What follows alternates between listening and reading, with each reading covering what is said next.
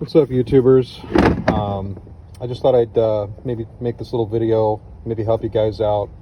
My friends and just in general, I've heard a lot of complaints about these porta bands, and I really wanted one because I could use it in my day-to-day operation. But the complaint I was hearing is that you can't keep these blades on, and that happened to me the first time I put a blade on it. You know, brand new piece of equipment, and just using it normally, you know, not outside of what it's supposed to be able to do and handle. The blade was just popping off and popping off and popping off. I found there were no YouTube videos on this, and also this means that this isn't really like a Ridgid thing or a Milwaukee thing or a DeWalt thing. It's just, you know, you don't really know what your product is capable of, and I was using it improperly is what I'm saying. So over here you have the motor side of the wheel underneath. Understood that this is a fixed wheel. There's really no adjustment to that. If this starts moving, it's because you probably have something in the motor with the bearings going bad, but this is a fixed wheel. It's not adjustable. This is adjustable. Over here is adjustable. I figured this out. My first indicator that made me start wondering was this little Allen wrench that Ridgid provides. They stick it right up here. I'll tell you something else. The reason that they have that up there and it's so readily available is because you're supposed to do this every time you change a saw blade.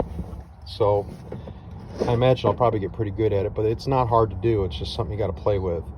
So anyways, you take this Allen out and you go, this is the free spinning one. This is a bearing, and these are the adjustments that adjust this tilt from one way to the other, from one way to the other. Tilt. What I did is I put that in there and I backed it all the way out. What I did on this one was the same thing. I backed it all the way out. And then what I did is I took this thing, I flipped it over, and I ran it. And when I ran it, I actually saw the blade.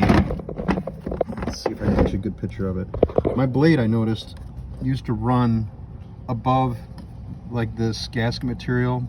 It's supposed to kind of run in the center of this thing. I like to have mine running a little back farther, because that way if you look at the bandsaw, you can see that the band is really hitting on all the bearings it needs to be hitting on.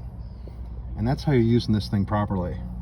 Whereas before, I mean, if your bandsaw blade is running on top of this or just inside this, you might want to try to make these adjustments. This is really easy to figure out. I figured it out just by playing with it, and I was able to get it exactly where I wanted it. So once, here, I'll start this. See how smooth and nice that is? So once I got it to where I wanted it, I didn't adjust that one because that one was already tightened down, and I just brought this up to snug. Okay? So if you're having problems with the blade coming off, you might want to give this a shot. Get to know your tools. All right.